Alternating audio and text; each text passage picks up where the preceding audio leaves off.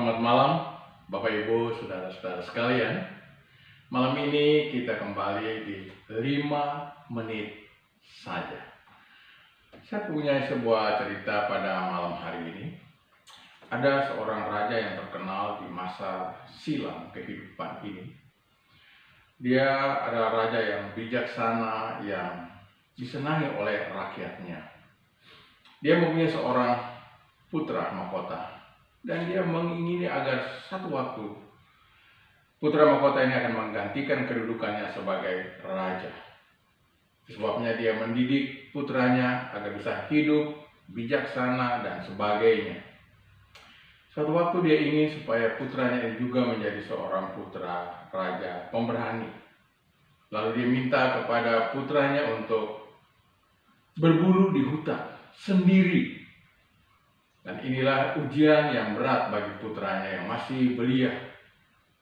Tapi untuk hal itulah putranya mau. Lalu pengawal mengantarkan putra ini ke tepi hutan yang lebat itu dan mengizinkan dia masuk ke hutan itu sendiri dengan perlengkapan berburu. Ayahnya ingin dia menjadi seorang pemburu yang luar biasa, tapi dia juga seorang pemberani. Lalu putra mahkota ini masuk ke hutan sendiri. Banyak hal yang dihadapi. Memang perasaannya takut karena biasanya dia pergi diajak sama ayahnya, kali ini sendiri tanpa pengawal. Dia harus sendiri menghadapi semua tantangan. Siang ataupun malam dia harus tidur di hutan, ya, karena dia harus beberapa hari ada di hutan itu. Lalu suatu ketika pada suatu sore dia sedang berjalan mencari buruan.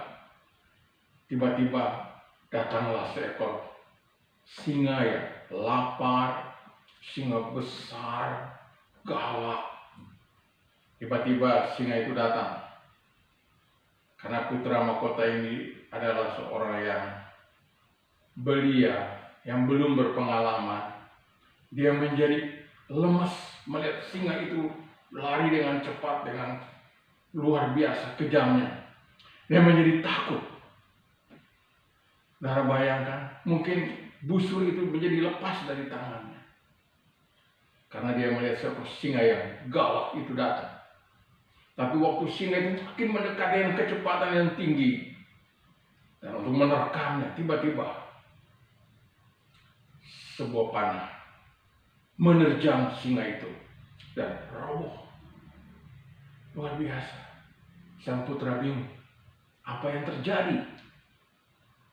Saudara, ternyata selama perjalanan putra mahkota ini di dalam hutan, siang maupun malam, sang ayah, sang raja itu mengikutinya, mengawasinya dari jauh dengan pengawal-pengawalnya. Walaupun sang putra mahkota ini tidak tahu, tapi dia datang, dia mengawasi siang dan malam. Dan pada saat bahaya itu datang, dia akan tampil untuk menghalangi, menanganinya. Demikian halnya saudara-saudara dengan hidup kita. Kita adalah anak-anak kerajaan itu.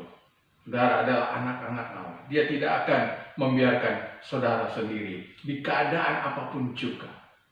Itu sebabnya di dalam kitab Ibrani pasal 13 ayat 5 bagian B, karena Allah telah berfirman, aku sekali-kali tidak akan membiarkan engkau, dan aku sekali-kali tidak akan meninggalkan engkau. Demikian halnya saudara-saudara sekalian. Itulah kehidupan kita. Kiranya Tuhan akan menolong kita pada malam ini. Aku dalam lembah gelap, Tuhan memberkati. ku tetap